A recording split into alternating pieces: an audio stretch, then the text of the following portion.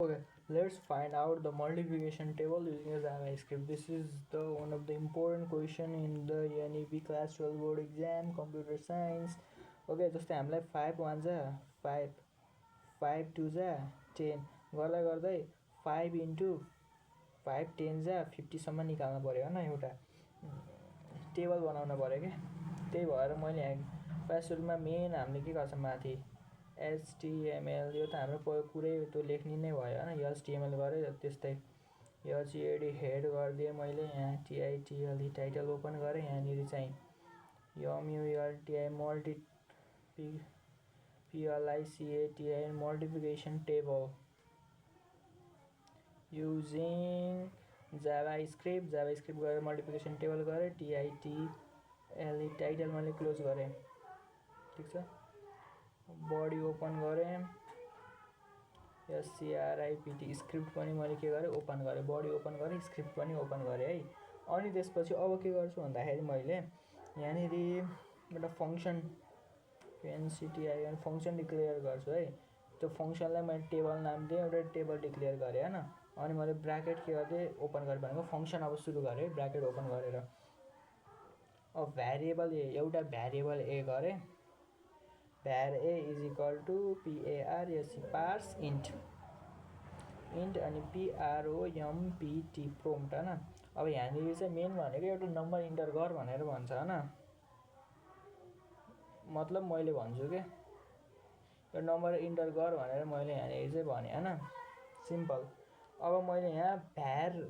i अझै एउटा गरेँ यो किन गर्छु भन्दाखेरि अहिले हामीलाई लुप लाउनको लागि भ्यारिएबल i चाहिन्छ के एउटा var चाहिन्छ त्यही भएर चाहिँ var i गरेँ हैन मैले अब यहाँ फर लुप लाउँछु for i is equal to 1 1 बाट सुरु हुने i is less than or equal to 10 i plus plus simple अब यो फर को अब यो चाहिँ ब्र्याकेट ओपन गरे भनेको अब यो फर लुपले कुनमा काम गर्ने भनेर चाहिँ ओपन गरे है त भनेको यो ब्र्याकेट को भित्र चाहिँ त्यो फर लुपले काम गर्छ के DOCUMENT डकुमेन्ट डट WRIT मैले यहाँ के गरे डकुमेन्ट डट राइट गरे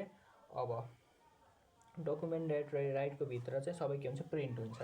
अब मैले डबल कोटेसन दिए भने चाहिँ यो जस्ताको जस्तै प्रिन्ट हुन्छ तर म दिदैन अब हेर म के गर्छु पहिला सुरुमा मलाई त अब यो हेर म यो भनेको हाम्रो 5 हो भनेको यो त सेमै हुन्छ भनेको a हो हैन हाम्रो जसरी नम्बर इन्टर गर्ने हो नि त त्यही भएर 5 त एउटा a भयो हाम्रो इन्टर र नम्बर एउटा नम्बर भयो अब यो मल्टिप्लाई त हाम्रो जस्ताको जस्तै सेम हुन्छ अनि त्यही भएर मैले पहिला सुरुमा a लेखे हैन a लेखे प्लस लेखे प्लस भनेको फेरि जोडिने हैन 1 + 2 गरेर 3 जोडिने हैन भनेको यो सँगै आउने भन्न खोजेको के अब यहाँ चाहिँ डबल कोटेसन दिएर इन्टुको साइन दिए किन भन्दाखेरि हामीलाई यहाँ टेबल बनाउनु छ नि त त्यही भएर 5 * 10 गर्न टेबल बनाउन त्यही भएर ठीक छ इन्टु गरे हैन इन्टु गरेपछि मैले के गरे इन्टु यहाँ मैले i गरे ठीक छ i गरेपछि मैले फेरि प्लस गरेर डबल कोटेसन दिएर इक्वल टु गरे किन भन्दाखेरि हामीलाई के चाहियो 5s ले दियो यो इन्टु s ले दियो अनि त्यसपछि यो i ले चाहिँ यो लुपहरुले चाहिँ i दियो के भनेको 5 1 5 1 2 3 4 10 सम्म दियो के यहाँ 10 लेखे थियो 10 सम्म दियो अब इज इक्वल टु अब हामीलाई के चाहियो यहाँसम्म त भयो अब इक्वल टु पनि यहाँनिर आयो अब हामीलाई इनरु चाहियो अब इनरु कसरी आउँछ भन्दाखेरि यहाँनिर चाहिँ हाम्रो के हुन्छ मेन चाहिँ क्याल्कुलेसन हुन्छ है त मैले यहाँ प्लस गरेर जोडे इनरलाई a टाइम्स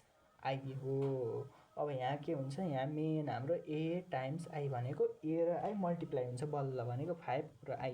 5 भनेको a i भनेको यो 1 2 3 4 देखि 10 सम्म यो मल्टिप्लाई गरेर 5 * 5 5 * 10 5 * 50 हुन्छ सिम्पल अनि अब के गर्छु भन्दाखेरि मैले यो फर लुपलाई अफ बन्द गर्छु अनि यो फंक्सन लाइन क्लोज गर्छु अनि यहाँ टेबल दिएर चाहिँ अन्तिम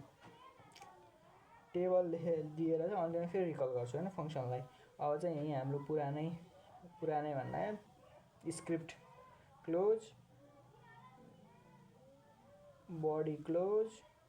then HTML close this is the अनि OUT PUT अनि यसको आउटपुटमा चाहिँ के आउँछ भन्दाखेरि जस्तै मैले यहाँ इन्टर नम्बर आउँछ के यहाँ इन्टर नम्बर आउँछ पहिला सुरुमा हैन इन्टर नम्बर मैले 5 इन्टर गरे भने 5 1 जा 5 5 2 जा 10 गर्दा गर्दै गर्दै 5 10 जा 50 आउँछ डन।